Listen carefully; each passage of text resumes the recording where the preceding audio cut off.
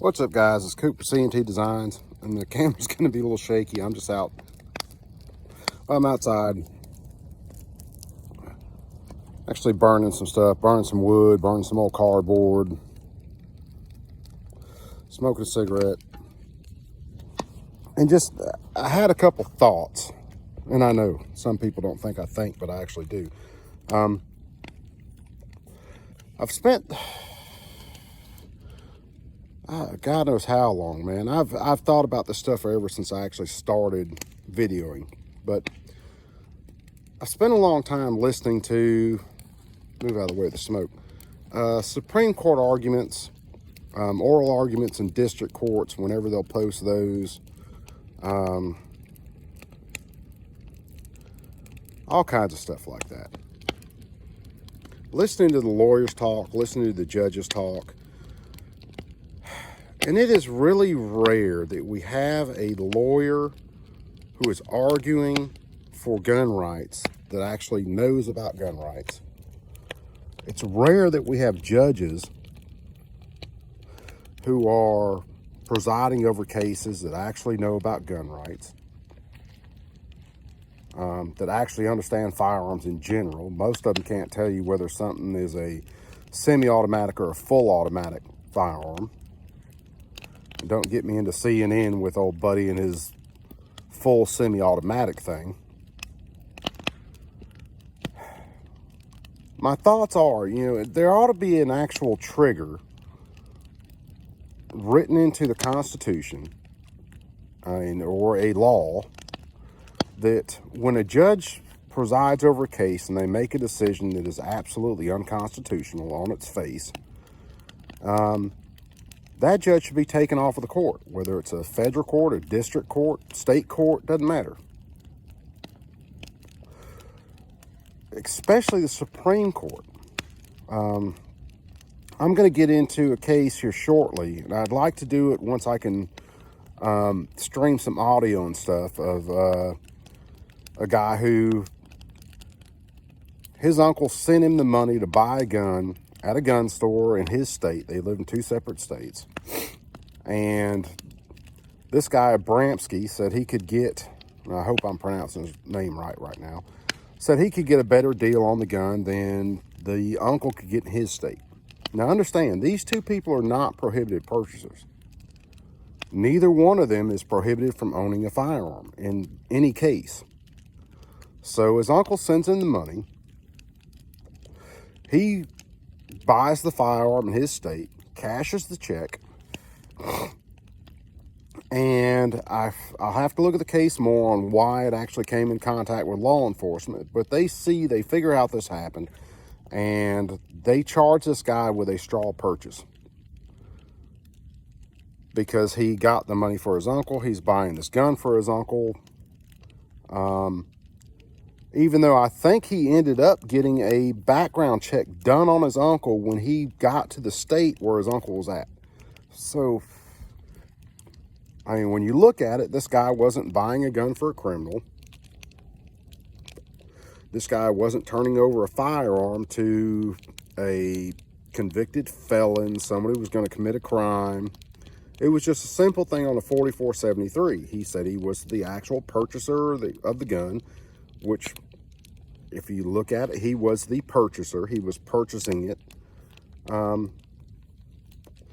But this guy ends up doing some time in prison over this case. The arguments from the court, and even if I just go through the written opinion about it, I think I'm going to do that sometime shortly. Who knows? Hell, I might do it tonight just because it's that night and I'm in a mood.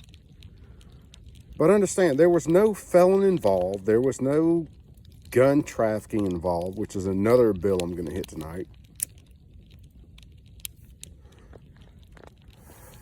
He just bought the gun for his uncle with his uncle's money. He was basically acting as a trust in that case. And this guy ends up getting convicted of a straw purchase, lying on a 4473. The arguments from the leftist judges on this court, the statists, are absolutely insane. Now understand, this could apply to something as simple as I go out and I buy a gun, and I've seen cases, or hell, I've been involved in it, where I bought a gun. It was the last one in the store. I run into somebody who wanted to buy that gun. They were actually coming to buy that gun when I bought it. And they offered me more money for it than I bought it for.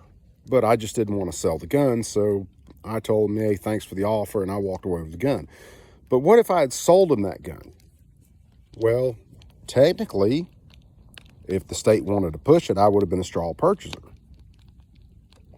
What if you buy guns for resale? If you find a good gun or a deal on a gun and you want to sell that gun for more money, yes, you are the purchaser, but you are buying that gun for resale.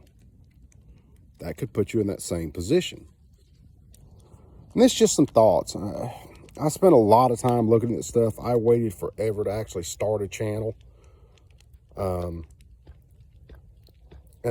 God knows that there are a lot of things that I should have done earlier. I should have bought cases of SKSs when they were $89. I should have bought parts kits for AKs by the truckload when they were $200.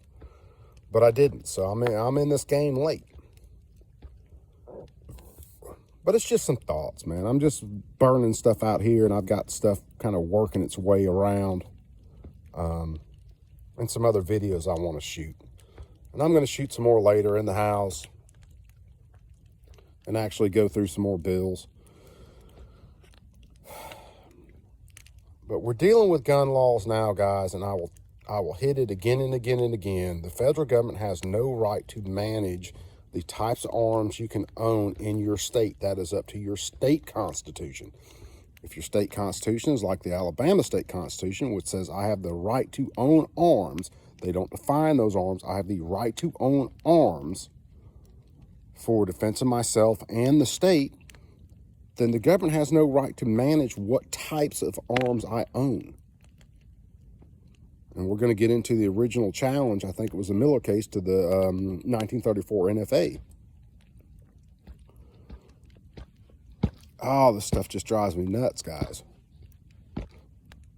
And I was uninformed about it forever, and now that I'm informed, I'm kind of like one of those ex-smokers who wants to jump on everybody for smoking. They just become the main advocates of the non-smoking. But I just wish more people knew. I wish more people understood exactly what the federal government is doing to our rights, managing state issues through mainly the Commerce Clause, which is absolutely insane. It's the most misused